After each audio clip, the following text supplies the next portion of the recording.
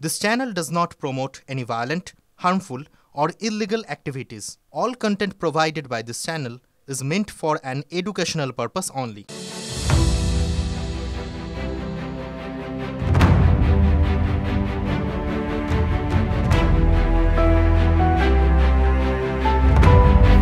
ভিড়ের মাঝে সহজেই চেনা যায় অন্ধ, বৃদ্ধ, অনাথ, বিকলাঙ্গদের জন্য বিনামূল্যে।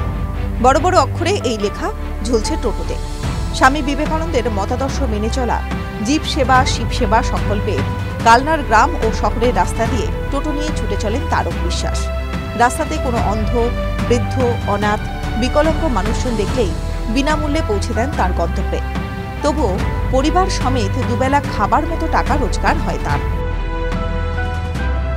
কালনার হাটকাল্লা পঞ্চায়েতের মল্লিকপাড়ায় বাড়ি বছর ৫৩ তারক বিশ্বাসের। লকডাউনে কলকাতার বেসরকারি সংস্থায় কাজ হারিয়ে ফিরে আসেন গ্রামের বাড়িতে। এরপর থেকে রোজগারের জন্য টোটো কিনে চালাতে শুরু করেন। রাস্তায় অসহায় কাউকে দেখলেই টোটোই উঠিয়ে পৌঁছে দেন গন্তব্যে। তার বদলে নেন না একটি টাকাও। সাধ্যমতো সাহায্যের হাত বাড়িয়ে দেন তিনি।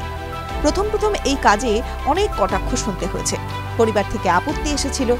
তাতে কর্ণপাত না করেই মানুষের সেবায় এগিয়ে গিয়েছেন তারকবাবু। বিবেকানন্দ একসময় বলে গেছেন, জীব সেবা মানে শিব সেবা, মানে ঈশ্বরকে সেবা করা। অসহায় মানুষকে সেবা করা মানে ঈশ্বরকে সেবা করা। তাই আমি মানুষের মধ্যে ঈশ্বরকে খুঁজে পাই। অসহায় মানুষকে আমি শ্রম দিতে চাই, সেবা করতে চাই। এর জন্যই আমি এগিয়ে যাচ্ছি, যেন অসহায় মানুষের পাশে সবসময় থাকতে পারি। যতদিন আমার শরীর পারমিট করবে, আমার শরীরটা যতদিন পারমিট করবে, আমি ততদিন মানুষের সেবা করবো।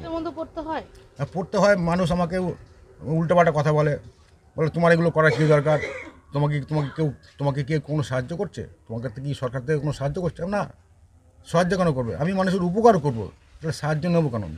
আমি তো মানুষের উপকার করছি। আর্থিক অবস্থা একটু খারাপই, সচ্ছল নয়।